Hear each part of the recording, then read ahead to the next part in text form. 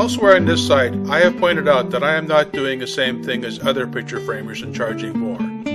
I am doing something else altogether, and charging more because more is required to produce it. Now I would like to demonstrate the difference between my work and that of every other picture framer I know.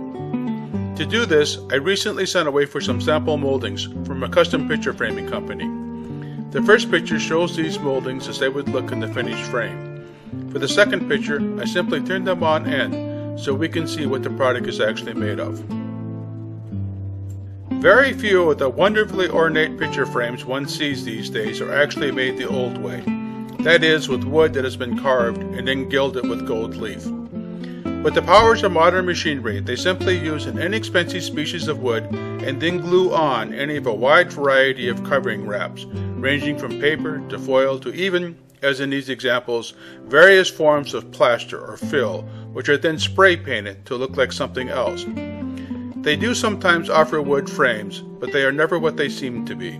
Selected hardwoods is really just a euphemism for, it's amazing what you can do with some alder and selected wood stains. In these pictures, I am holding what was described by those who sold it to me as walnut molding. Well, as you can see from the raw end, it is clearly wood that has simply been stained. Now let's look at some real walnut.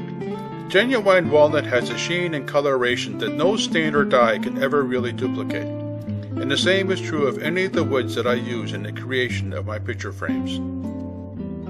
Because genuine Honduras mahogany is one of the woods I most like to use for framing college diplomas, I sent away for a picture frame that was described as mahogany.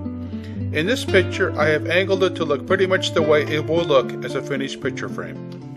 But when we turn it on edge and take a closer look at it, we see at once that it is really just an inexpensive secondary wood with a covering wrap that masquerades as mahogany. But it brings us to the so-called virtues of this kind of picture framing. In these pictures, I am assembling the frame with a few plastic clips. Now granted, finer custom framing shops would use a spot of glue and a metal fastener of some sort, but this is the method used. One purchases molding in bulk, cuts miter corners, and quickly assembles the final frame, a process that can be done in a matter of minutes. This is the type of frame used by those who frame college diplomas for $200 or so, and now you know why they use it, because time is money. Frames like this one are made thousands at a time, mine are made one at a time. This sort of frame has its place, but if what you're celebrating is a once-in-a-lifetime occasion like a college graduation or the birth of a grandchild, then why not commission a special occasion frame? Let's start with the wood itself. This is a piece of solid black walnut, the shake end, actually, of the Maestro frame that is featured elsewhere on this site. And here I am holding a piece of genuine Honduras mahogany, which I'm sure you'll notice does not look anything like the fake mahogany I just put together with plastic clips.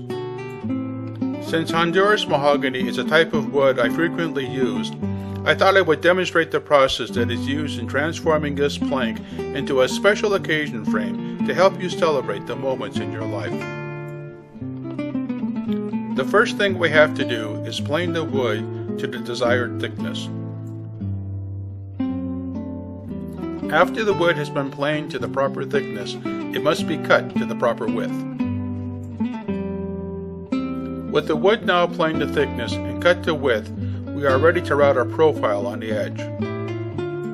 So at this point in the process, we have carefully selected the Honduras mahogany, brought it to the shop, planed it, ripped it to width, and routed it. We now have the molding I am holding here. But there is a profound difference between the mahogany I have been working with and the many picture frame moldings that are only called mahogany. After the molding has had a rabbet cut into it to accept the framed item in the back, it is time to miter the frame. I want my frames to last for many generations, so I use biscuits instead of metal fasteners or other shortcuts. Biscuits are wood splines that have been compressed under pressure. When they are glued, they swell and fill the slot so tightly that they cannot be removed, thereby making a joint as strong as a mortise and tenon joint used in the finest woodworking. After the clamped frame dries overnight, it is carefully sanded. The frame is now ready for a hand-rubbed oil finish. Tung oil is applied to the frame with a cloth. Then it is actually sanded into the wood with wet, dry sandpaper. I apply a coat a day for 3 days, each with a finer grade of sandpaper. The result is an incredibly smooth, natural finish.